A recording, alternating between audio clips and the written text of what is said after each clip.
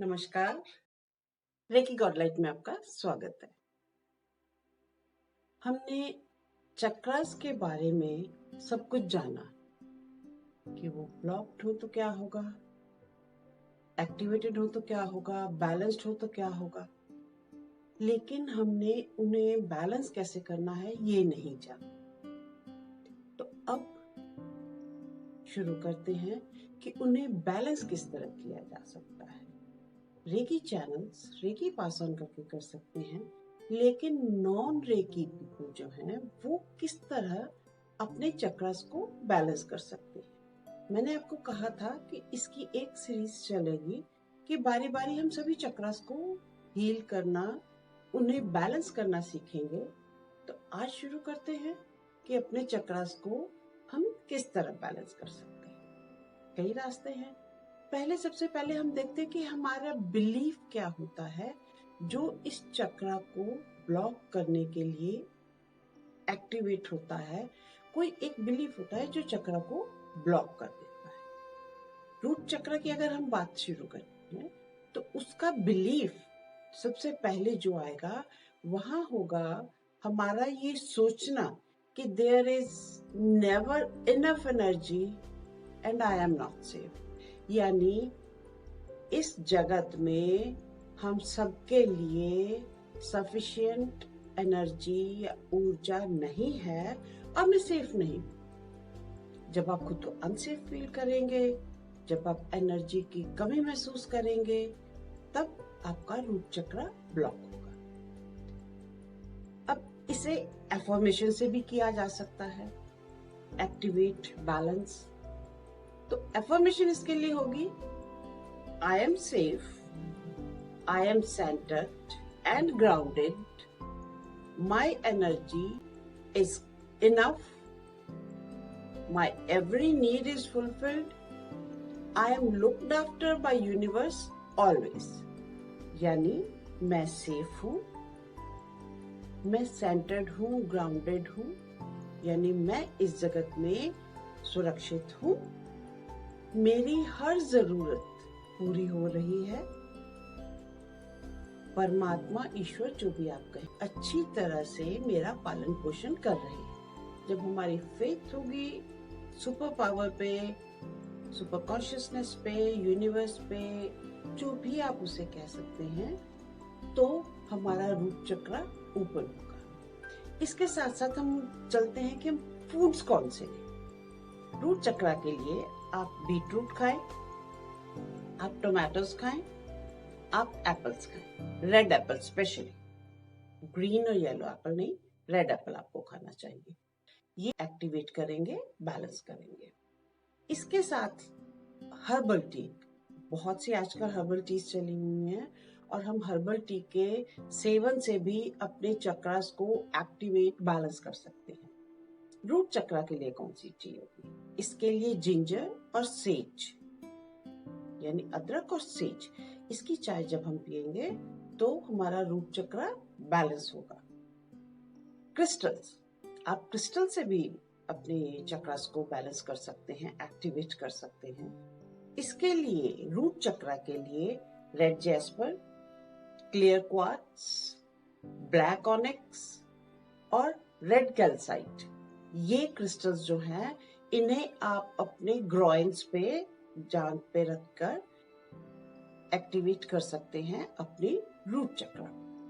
मुद्रा, रूट चक्र के लिए मुद्रा हमारी ज्ञान मुद्रा होगी, दोनों हाथों की। लेकिन हम जब बैठते हैं किसी भी साधना में या कोई भी मेडिटेशन करने, तो हम इस तरह पास कर लेते हैं, यानी हमारी ये एल्बो मुड़ी होती है। यहाँ पर एल्बो नहीं मुड़ी होगी, एल्बो बिल्कुल सीधी होगी, इस तरह आपका ज्ञान मुद्रा होगी, लेकिन बाहें बिल्कुल सीधी होंगी। यानी अगर आप आलती पालती मारकर बैठे हैं तो इस तरह से ज्ञान मुद्रा बनाकर अपने घुटनों पे बिल्कुल सीधे हाथ रखेंगे, अपनी थाइस पे कोहनियां मोड़ कर नहीं रखेंगे। ये बात हो गई हमारी मुद्रा की। अब इसके बाद इसके बीज मंत्र का जब भी आपके काम आ सकता है। इसका बीज मंत्र क्या है? इसका बीज मंत्र है लम।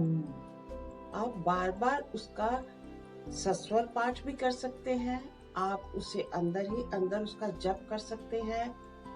मैं एक बार उसको प्रोनाउंस करके बता देती हूँ। आप उसे काफी लंबे तौर पे भी कर सकते हैं और बार बार रिपीटिशन करनी हो तो भी कर सकते हैं। इसका बीज मंत्र है लम।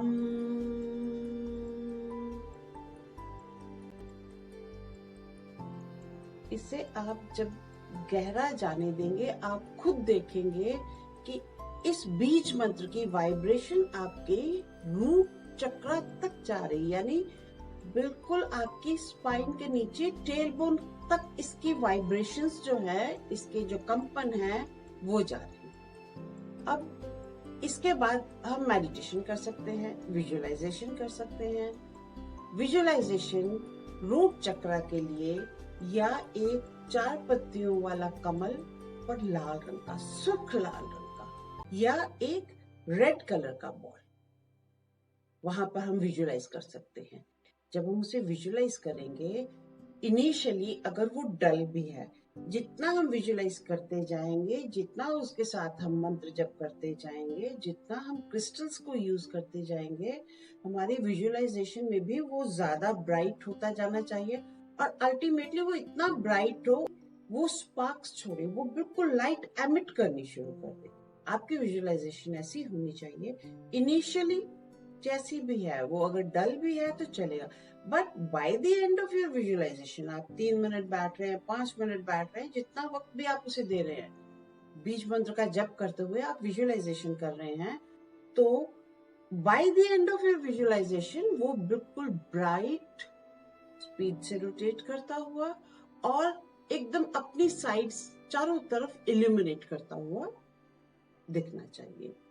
इसके साथ साथ मैं आपको ये कह सकती हूँ कि इसके अगर रूट चक्र की एक प्रोसेस है, दैट्स कॉल्ड ग्राउंडिंग, उसे ग्राउंडिंग कहते हैं। ग्राउंडिंग करने से भी हमारा रूट चक्र, क्योंकि इसका तत्व है पृथ्वी, तो हम जितना पृथ्वी से कनेक्टेड रहेंगे उतना हमारा रूट चक्र, पहले जमाने में इसीलिए नंगे पांव चला करते थे, तो उनका रूट चक्र बिल्कुल सही रहता था। आज भी आप अगर अपना रूट चक्र एक्टिवेट करना चाहते हैं तो कच्ची जगह पे या घास पे आप नंगे पांव चलें। जो संगमरमर वगैरह है उस पे नंगे पांव चलने का कोई फायदा नहीं होगा, क्योंकि आपकी पृथ्वी से, धरती से, धरा से कनेक्शन नहीं बनेगा। इन बिटवीन वो पत्थर की सेल आ जाएगी। लेकिन अगर आप नंगे पांव चलेंगे तो आपको फायदा जरूर होगा। ग्राउंडिंग के लिए आप कुछ नहीं कर सकते, आप किसी चेयर पे बैठे, जमीन पे बैठे, लेट जाए, कुछ भी करें, उससे कोई फर्क नहीं पड़ेगा। आपको रूट्स ग्रो करते हुए महसूस करनी चाहिए। जैसे मान लीजिए आपने आंखें, चेयर पे बैठे हैं, जैसे मैं बैठी हूँ, अपनी आंखें बंद कर ली, पैर आपके जमीन को छूते हुए होने चाहिए और आपके पैरों के तलुओं से रूट्स निकल रही हैं और वो धरती में जाओ। रूट्स कैसी होंगी? वो पतली होंगी, मोटी होंगी, सिंगल होगी, बहुत सारी रूट्स निकलेंगी। ये आपकी विजुअलाइजेशन पे, ये आपके अपने पे निर्भर करता है कि आप किस तरह की उस चीज को विजुअलाइज करते हैं। वो रूट्स आपके पैरों से निकलकर धरती में जाए। पृथ्वी, हमारे रूट चक्र का पृथ्वी तत्व और ब्रह्मांड का पृथ्वी तत्व एक हो गया और हम वहां से एनर्जी लेंगे, अपने शरीर के तत्व पृथ्वी में लाएंगे। तो जब ये दोनों तत्व मिलेंगे, हम रूट से एनर्जी खींचेंगे और जो हमारी वेस्ट एनर्जी या जो रिसाइकल्ड एनर्जी है या जो नेगेटिव एनर्जी हमारी है, वो हम रूट से, अपनी जो हमने ग्रो की हुई है, वो रूट से हम धरती में भेज देंगे। हमारी क्लींजिंग हो गई। जो हमने भेजा है नेगेटिव एनर्जी, वो नाइट्रोजनस प्रोडक्ट्स, धरती उसे खाद बनाएगी और जो पृथ्वी से हमने एनर्जी ली है, वो कॉस्मिक एनर्जी का जो तत्व पृथ्वी है, उसकी एनर्जी हमने ले ली और हमारा रूट चक्र एनर्जाइज हो गया और free of clutter, free of negative energy भी हो गया। सो ये कुल मिला के था रूट चक्र के बारे में बात। नेक्स्ट एपिसोड में हम अगर छोटा हो तो 2-2 कर लेंगे। सैक्रल चक्रा के लिए हम नेक्स्ट एपिसोड में बात करेंगे। इसकी विजुअलाइजेशन के लिए भी अगर आपको जरूरत लगती है कि मैं एक गाइडेड विजुअलाइजेशन बना के डाल दूं, तो आप प्लीज उसके लिए कमेंट सेक्शन में कमेंट कर दीजिएगा। और इसी तरह इस सीरीज में एक एक करके हम सभी चक्रास को एक्टिवेट, एनर्जाइज और बैलेंस करना सीखेंगे। तो आज के लिए इतना ही। फिर मिलते हैं माइंडफुल मंडे में। तब तक के लिए स्टे सेफ, स्टे हेल्दी। नमस्कार एंड बाय बाय।